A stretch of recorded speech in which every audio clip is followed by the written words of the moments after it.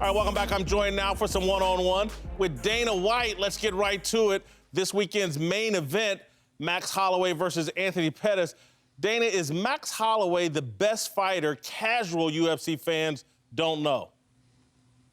Without a doubt. The kid hasn't been beaten in 3 years. He's on a 9-fight win streak, and you know, he fought Conor McGregor, and they fought to a decision. Conor beat him by decision. Oh, wow. He's a very tough, well-rounded, durable guy.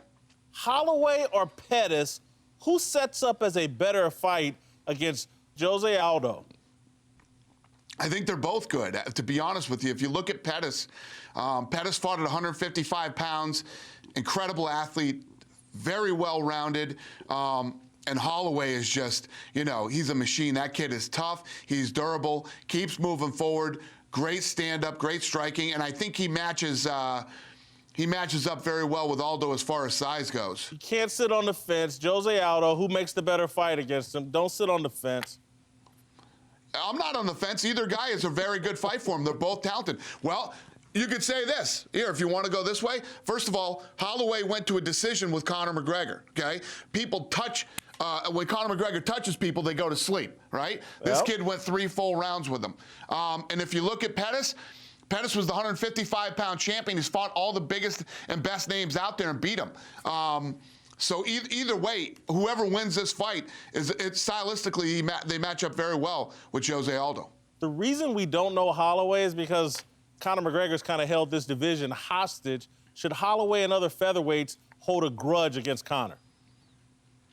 I think the whole sport holds a grudge against Conor, man. I mean, it's crazy how many people are calling this kid out. Now you got all these boxers calling him out left and right and want to fight him. You know, Conor is very, very good at the mental warfare game. He's very good at getting under people's skin. And and I think everybody looks at him. They see how much money he's making. They see, you know, how well he's doing, and a lot of people hate him for it. All right, Conor McGregor's probably got a little bit of a grudge against you. You took his belt away from him. If Cormier hadn't had to pull out of this fight, would Conor McGregor still have his belt?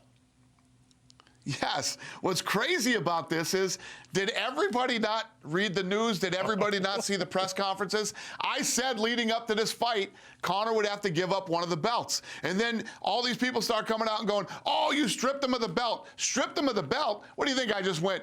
Eeny, meeny, miny, mo. I'm going to take the 145-pound title. He gave up the 145-pound title. He hasn't defended in almost a year, and I said before this, he's going to have to give up one of those belts. That's the belt he chose. Conor McGregor, to me, is the first guy that feels bigger than Dana White, and that's why I think we're a little bit surprised you got the belt away from him. We figured that would just be another fight Conor would win. Well, everybody said that. I mean, everybody said that about a lot of guys that have been in the UFC. You know what I mean? And it's not like anybody's bigger than anybody. Conor and I actually have a very good working relationship, you know? Conor gets a little fired up sometimes, and you know, he says what he says, and I'm okay with it. You know, Conor McGregor is the master. You know, Conor doesn't just play chess with his opponents. He plays it with me too. There's no doubt about it, 100%. But I've always said. How did he react when you took the belt from him? Have you guys talked since you took the belt? No, I haven't talked to him, but, you know, leading up to that fight, he knew I wanted one of those belts back.